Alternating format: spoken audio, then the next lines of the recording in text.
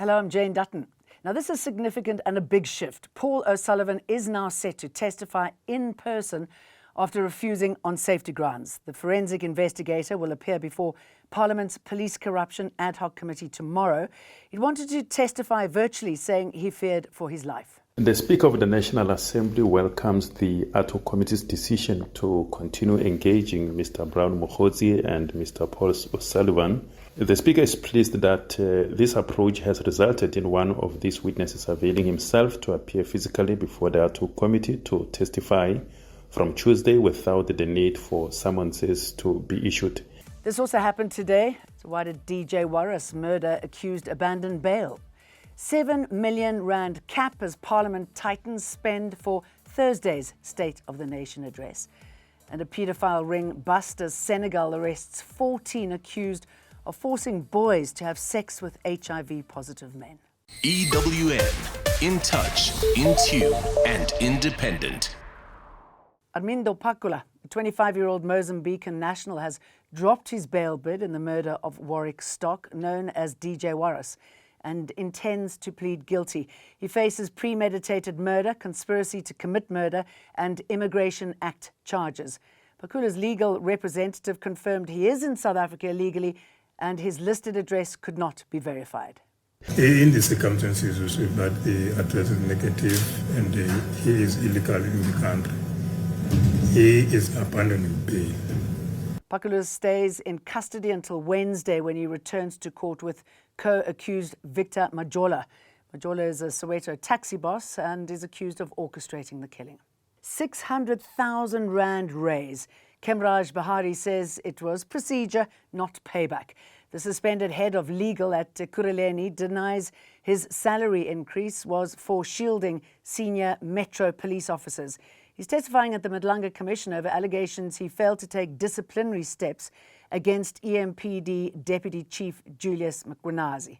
And then there was a full process through the Remuneration Committee, which when they've made a decision, they then moved to the Mayoral Committee, and the Mayoral Committee approved those increases based on our submissions. Because the Mayoral Committee is a committee of council, they then do a noting to council. So any councillors that are not happy with that can then say to the Mayoral Committee, I want more details, I want this.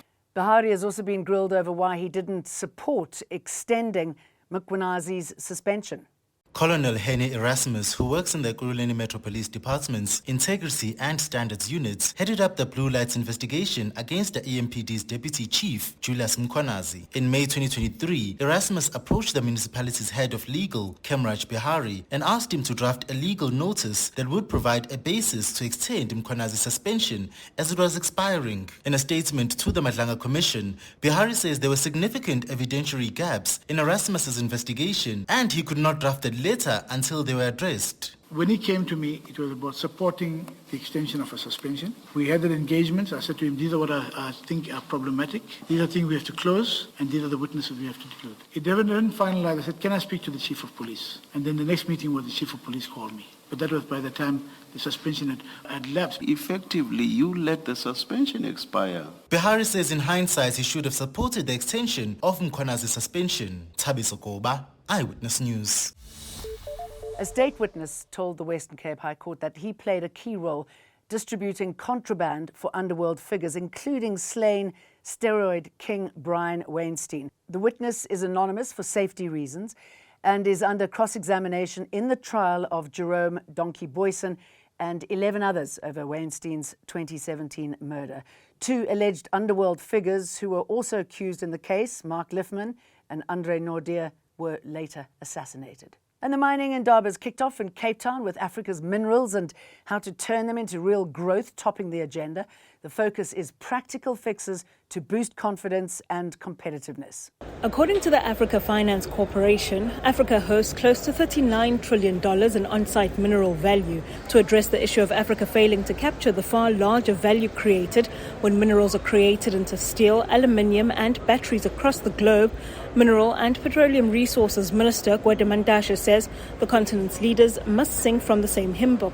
This continent owes it to itself to unite, work together, talk to the outside world as one.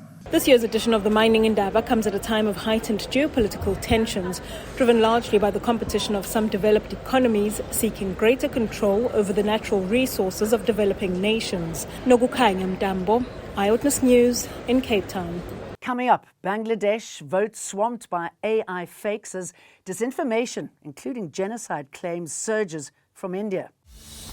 7 million rand. That's what Parliament says it's capping costs for this week's State of the Nation address. President Cyril Ramaphosa delivers SONA on Thursday night at Cape Town City Hall. It's been hosted there since the 2022 fire damaged the National Assembly chamber. What Parliament has actually earmarked for the budget of SONA next week is more or less the same like it was last year, which is about 7 million. And there's also sponsors that Parliament does receive. Presiding officers hope this is the last SONA outside the parliamentary precinct. MPs will debate SONA in the Dome tent across the road from Parliament. The Dome has been reinforced for Cape Town weather, with improvements costing around 30 million rand. And we'll be covering it live for you. 14 people have been arrested in Senegal for allegedly running a paedophile ring. It's alleged the gang of Senegalese nationals has been operating between the country and France since 2017. According to reports, the suspects allegedly forced boys to have unprotected sex with men who were mostly HIV positive and filmed it. 4 of the accused say they acted on the instructions of a Frenchman arrested in France in April last year in exchange for money transfers. And Bangladesh's vote is being hit by a massive disinformation surge. It's the first election since former leader Sheikh Hasina was toppled in the 2024 student uprising and fled to India. Voters go to the polls on the 12th of February with Muhammad Yunus, Nobel Peace Prize winning economist and interim chief advisor, leading the caretaker government. Analysts say much of the manipulation is being pushed from India, including AI-generated clips and images designed to look real. A major theme is the viral Hindu genocide claim, alleging widespread attacks on minorities.